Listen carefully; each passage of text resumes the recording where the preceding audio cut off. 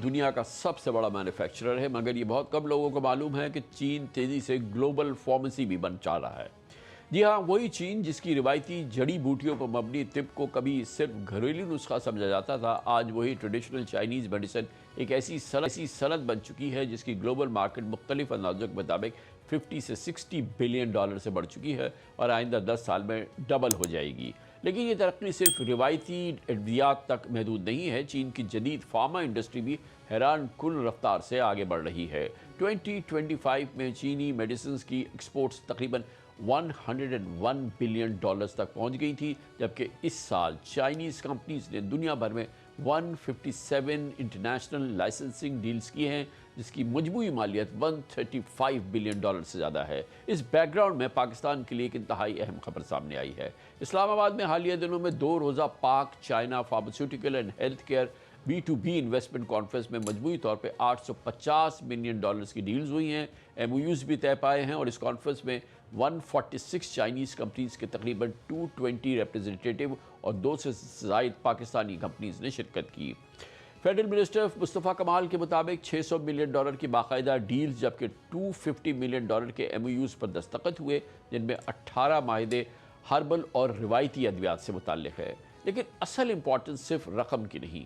पाकिस्तान आज अपनी मेडिसिन बनाने के लिए तकरीबन 90% रॉ मटेरियल इंपोर्ट करता है, और अगर रॉ मटेरियल चीन के कॉपरेशन से पाकिस्तान में तैयार होना शुरू हो जाए तो न सिर्फ ये कि दवाएं सस्ती हो सकती हैं, बल्कि इंपोर्ट बिल भी नुमाया हद तक कम हो सकता है। एक और बड़ी खबर यह है कि इस कॉन्फ्रेंस में पाकिस्तान में लोकल लेवल पर वैक्सीन प्रोडक्शन की बात हुई है। इस वक्त पाकिस्तान 13 मुख्तलिफ वैक्सीन इंपोर्ट करता है, जबकि अंदाजा है कि 2030 तक इन पर सालाना 1.2 बिलियन डॉलर खर्च होंगे। ये वैक्सीन पाकिस्तान में बनना शुरू हो जाए तो बिलियंस ऑफ डॉलर्स की बचत भी हो सकती है। अब सवाल यह है कि चाइना की फार्मा इंडस्ट्री आखिर इतनी तेज़ी से आगे क्यों बढ़ रही है? इसका जवाब है रिसर्च। 2015 में चाइना की साइंसदान टू यूयू को एक नोबेल इनाम मिला, जिन्होंने मलेरिया के इलाज के लिए रिवायती चाइनीज जड़ी बूटी की दवा को शक्ल दी। मलेरिया के ट्रीटमेंट का एक बहुत बड़ा ब्रेक थ्रू हुआ और दुनिया भर में अब उसके बाद लाखों जानें बचाई जा चुकी हैं। ये इस बात का बड़ा सबूत है कि ट्रेडिशनल नॉलेज को जदीद साइंस के ज़रिए ग्लोबल स्टैंडर्ड की दवा में बदला जा सकता है।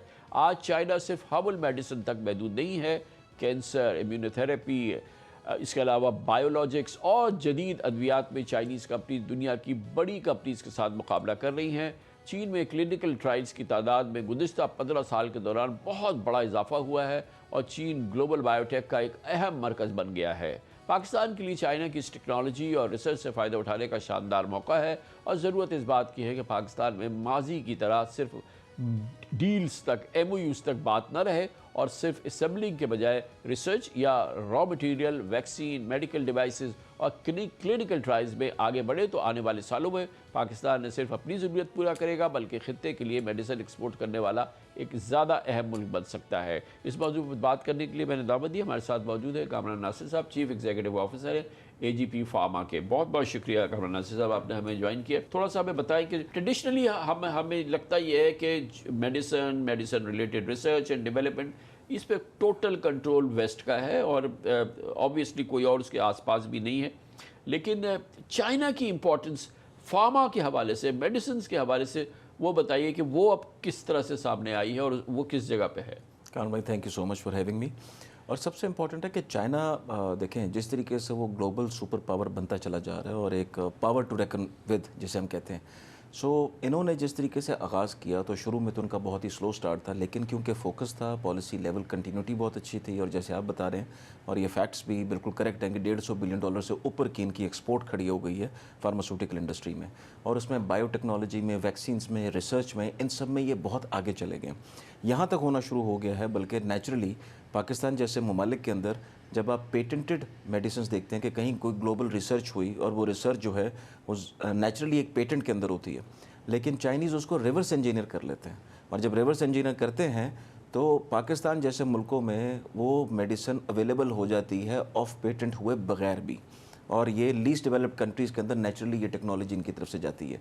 उसके अलावा इनकी रिसर्च साइड जिस तरीके से ग्रो करना शुरू की है वो अपनी मिसाल आप है, और एक तो उनको मार्केट साइज़ का एडवांटेज हासिल है ख़ुद से, दूसरा ये है कि ग्लोबल रडार के ऊपर कॉस्ट प्रोडक्शन, अगर आप देखें API मैन्युफैक्चरिंग के अंदर तो चाइना के बराबर कोई भी नहीं खड़ा होता, जितना रॉ मटेरियल है वो सारा का सारा फीड जो है दुनिया में वो चाइना के थ्रू हो रहा है। उसमें इंडिया ने पार्टिसिपेट किया, लेकिन इंडिया ने भी जो पार्टिसिपेशन की है वो भी उन्होंने टेक्नोलॉजी को ऐसे यूज़ किया कि N-1 या N-2 लेवल पे जाके उसको रिफाइन करते हैं, लेकिन फिर भी जो बेसिक इंग्रेडिएंट है वो सप्लाई मेजरली चाइना से हो रहा है, उसी पे काम करके वो दुनिया को सर्व कर रहे हैं। तो ये फरमाइएगा कि ज़ाहिर है कि जो सबसे बड़ा इंपॉर्टेंट इशू है वो ये कि एपीआई यानी कि जो रॉ मटेरियल होती है फार्मास्यूटिकल की, वो इंडिया और चाइना का उस पर बहुत लगता ही है कि टोटल कंट्रोल एक तरह से, और पाकिस्तान इस मामले में ज़ाहिर है कि बहुत पीछा है, और शायद पाकिस्तान की रिक्वायरमेंट भी इतनी नहीं, और कहा ही जाता है कि एपीआई जब बनाना होता है तो उसकी एक क्वांटिटी बहुत बड़ी होती है। तो ये फरमाइएगा कि क्या वाकई अब जो जो जो डेवलपमेंट्स हुई हैं, ये चाइनीज़ का या आना, ये वो, क्या वाकई पाकिस्तान अब इस काबिल होने जा रहा है या उसका पोटेंशियल है कि यहाँ पे रॉ मटेरियल्स बन सके, एपीआईज जो है हम प्रोड्यूस कर सकें?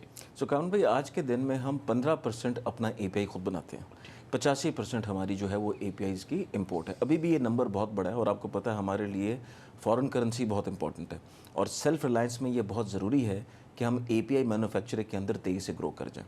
अच्छी बात यह है कि इसमें गवर्नमेंट को एक क्रेडिट जाता है, ख़ास तौर पे हेल्थ मिनिस्टर को जाता है, ड्रैप को जाता है, SIFC को जाता है।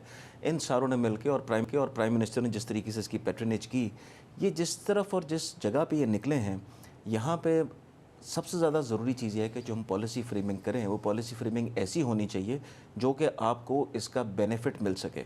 जैसे कि आपने API की बात की, अब ये ह्यूज वॉल्यूम्स की बात है तो उसमें मार्जिन्स कम होते हैं। इसका मतलब है नेचुरली आपने सिर्फ पाकिस्तान को सर्व नहीं करना, आपने एक्सपोर्ट भी करना है, और अगर आपने एक्सपोर्ट करना है तो फिर सारी चीज़ें आ जाएंगी कि आपको एनर्जी कॉस्ट क्या मिल रही है, आपकी पॉलिसी कैसी है, आपको टैक्स इंसेंटिव कैसे मिल रहे हैं, क्योंकि पाकिस्तान में इस चीज़ की हमेशा से एक इनकन्सिस्टेंसी रही है, और इस वक्त एक कंसिस्टेंट पॉलिसी जो कि लॉन्ग टर्म हो उसको बरूकार लाने की बहुत ज़्यादा ज़रूरत है। ये फरमाइए कि जो एक पाकिस्तान का और बड़ा जो लैक करता है पाकिस्तान, वैक्सीन्स के हवाले से पाकिस्तान जो है वो और तवील अरसे से जो है वो पाकिस्तान को बेतहाशा वैक्सीन की ज़रूरत है, बट हम वो प्रोड्यूस नहीं कर पा रहे उस लेवल पे नहीं।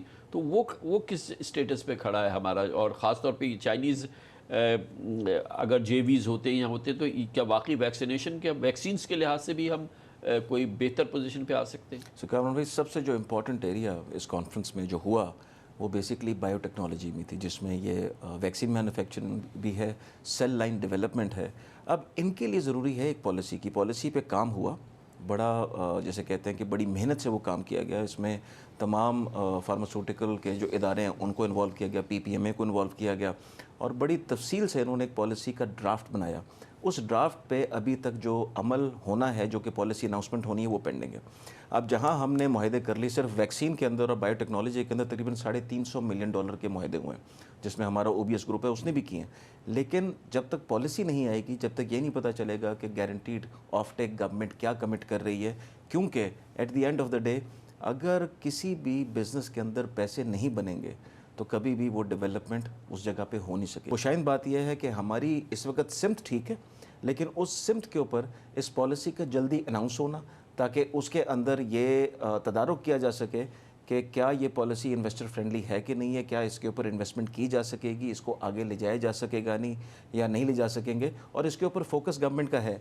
लेकिन ये अनाउंसमेंट के बाद पता चलेगा, और फिर आप ये बताइए कितना सीरियस है ये जो चाइनीज़ जो बहुत ज़्यादा प्रोजेक्ट हो रहा है, वो चाइनीज़ हर्बल मेडिसिन, और चाइना के अंदर ज़ाहिर है कि एक बहुत बड़ी मार्केट है, और उसकी बात भी हमने यहाँ सुनी जब इस कॉन्फ्रेंस के दौरान।